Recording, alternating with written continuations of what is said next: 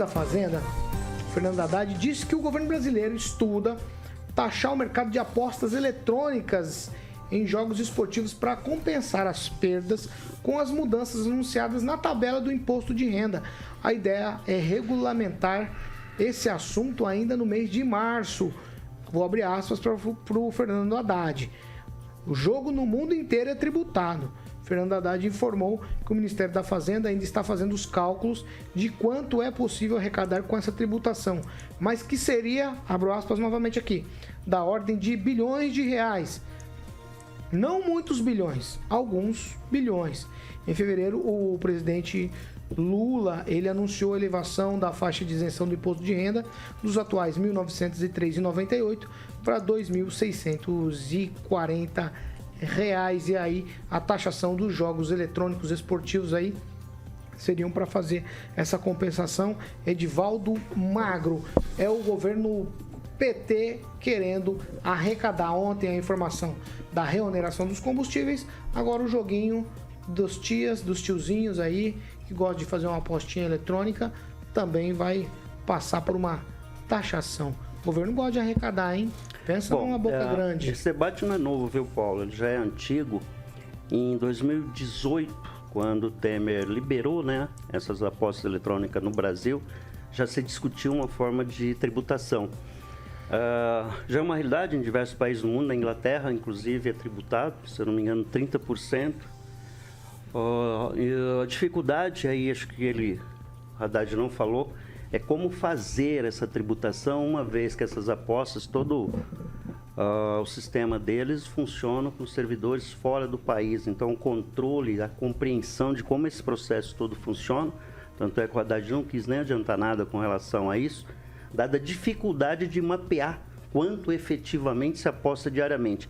Em 2018, havia uma estatística que estimava entre 160 milhões a 200 milhões por dia de aposta. Então, bem convergente com a previsão do próprio Haddad, que estamos falando em 6 bilhões por mês, só na geração desse tipo de tributação. Eu vejo uma dificuldade enorme de fazer isso. Isso me lembra muito os aplicativos de transporte, né? Sem dizer nome aqui. É muito difícil você taxar, que eles geralmente estão fora, né?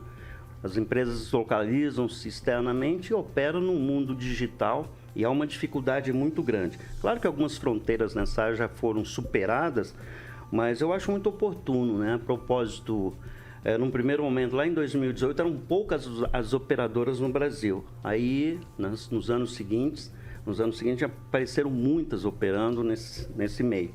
E está avançando também, não só isso, a instalação dos cassinos, né? Em 2021, se eu não me engano, já havia sido aprovado na Câmara, os cassinos, aí era para ir para o Senado, parou. Esse projeto é lá de 1991, talvez tenhamos também um avanço nessa área, mas eu acho oportuno fazer essa taxação, é justa, porque não é uma invenção brasileira, isso não é um debate recente, isso não começou agora, e é muito adequada, porque é um mercado bilionário e que seja justo a aplicar.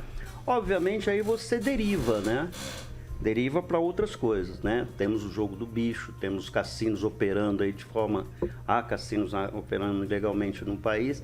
Então, para você entender melhor todo esse processo... Como que é? Aí, há cassinos? Cassinos, né? Jogos de azar, tunguete. É uma seção de cassino, é um pedaço. Joga poker, essas coisas todas. A gente sabe que existe nesse lugar. Não sei. Não, isso é que a gente precisa entender, né? Essa coisa toda. Então, assim, acho que se a gente tem que enfrentar essa questão dos jogos, e isso inclui os jogos online, eu acho que o governo também tinha que ampliar um pouquinho esse debate.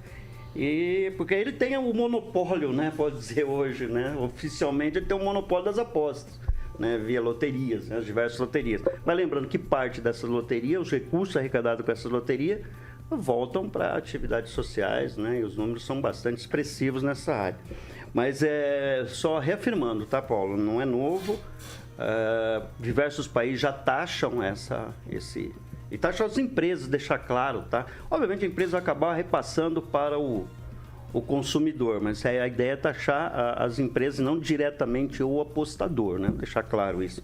Claro que vira um efeito cascata, acaba aumentando o valor do que você, de retorno da aposta. Você aposta 10, vai retornar 6 em vez de 10 ou 11. Ô, Francês, o governo que assumiu agora, em janeiro, é um governo faminto? Ele quer raspar o fundo do tacho, né? Porque com as promessas que ele fez e com a... Como é que chama? Com a sua...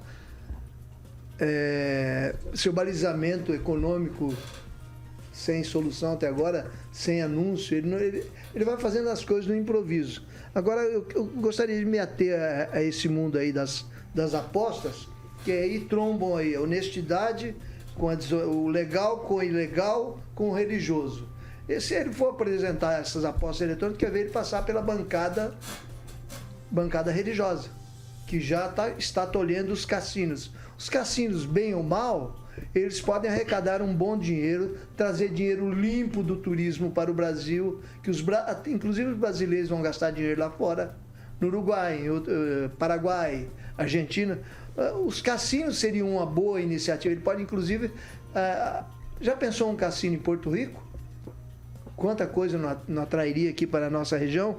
Então, essas apostas eletrônicas, por que não faz um jogo do bicho eletrônico oficial? Né?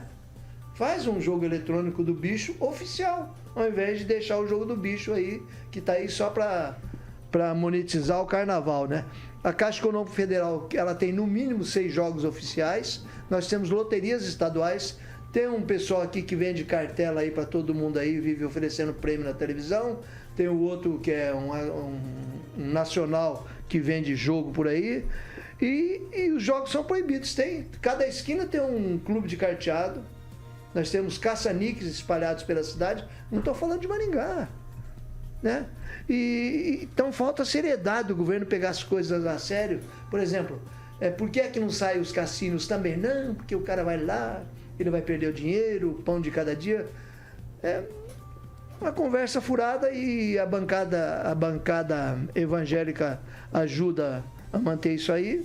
Mas eu acho que se o governo se dedicasse a fazer tem hipódromos, se o governo se dedicasse a fazer aposta, um jogo do bicho eletrônico nacional, eu acho que daria muito certo.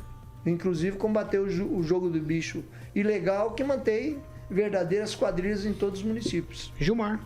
Na verdade, não é que quer arrecadar muito. O povo brasileiro precisa que muitas coisas sejam realizadas. O agronegócio precisa de dinheiro, o mercado imobiliário precisa de dinheiro, as construtoras precisam investir mais em estrutura no país. Isso faz como?